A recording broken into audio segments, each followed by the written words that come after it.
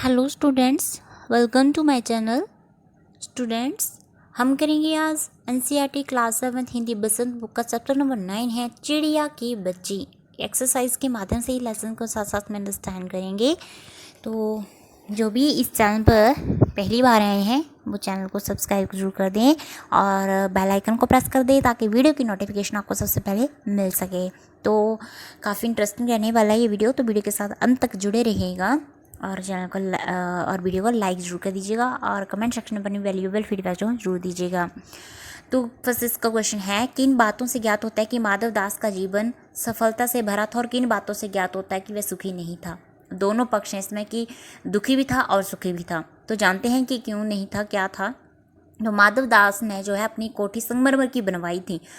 उनके पास धन की कोई कमी ना थी। उनके पास बगीचा भी था जहाँ सुंदर सा फव्वारा था। वे धन के अभिमान से युक्त चिड़िया को प्रलोभन देते हुए ये भी कहते हैं कि उनके पास बहुत सा सोना मोती है। वे उसके लिए जो है सोने का ऐसा घर बनवा देंगे जिसमें मोती की झालर लटकी होगी। यदि आदि बातों से हमें पता चलता है कि माधव दास का जीवन संपन्नता से भरा था। तो चिड़िया की जो बच्चे उसको कहते हैं वो कि प्रलोभन देते हैं कि मैं तो मेरे जो है सोने का महल बनवा दूंगा, उसमें मोतियों की झालर लटकवा दूंगा, ऐसा कहते हैं। तो इससे पता चलता है कि वो संपन्नता भरा जीवन था उनका।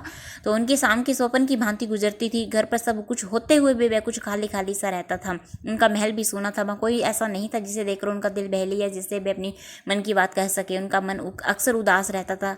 चिड़िया को देखकर उसे अपने पास रोकने के लिए तरह तरह का प्रलोभन देना आदि बातों से पता चलता है कि संपन्न होने के बावजूद माधव दास सुखी नहीं थे, क्योंकि उनके पास कोई भी उनका दुख सुख जानने वाला नहीं था।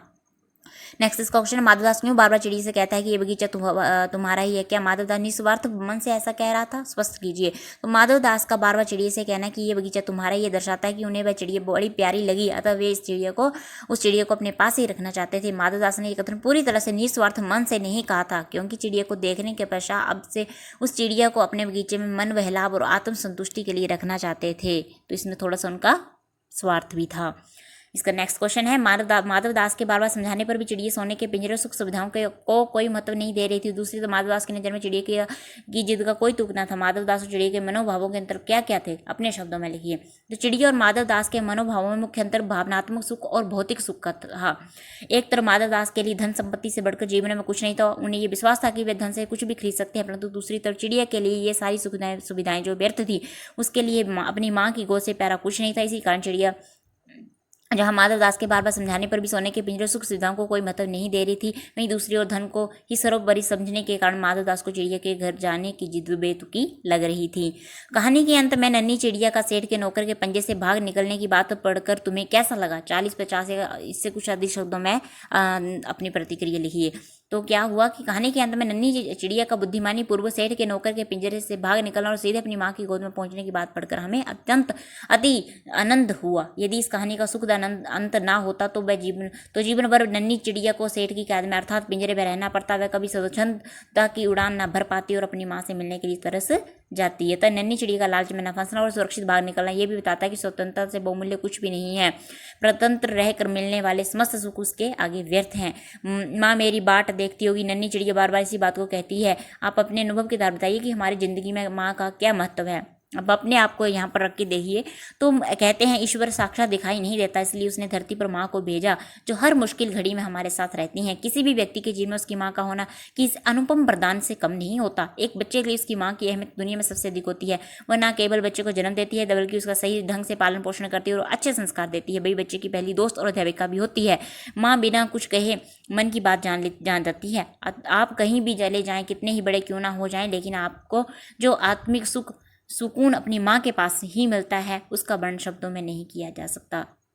निशब्द हैं माँ के शब्द के जो प्रेम भाव है, ठीक है, उसको हम जो है शब्दों में व्यक्त नहीं कर सकते हैं।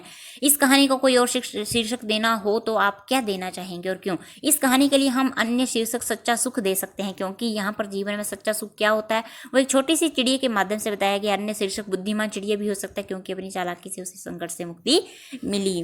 तो जो चिड़िया है, चिड़िया आपका ये जो पाठ है तो चिड़िया की बच्ची इसलिए रखा गया कि जो छोटी सी चिड़िया है वो सुख सुविधाएं महल में रहकर या पिंजरे में रहकर नहीं, स्वच्छंद स्वतंत्र उड़कर अपनी माँ की गोद में ही खुशी चाहती है।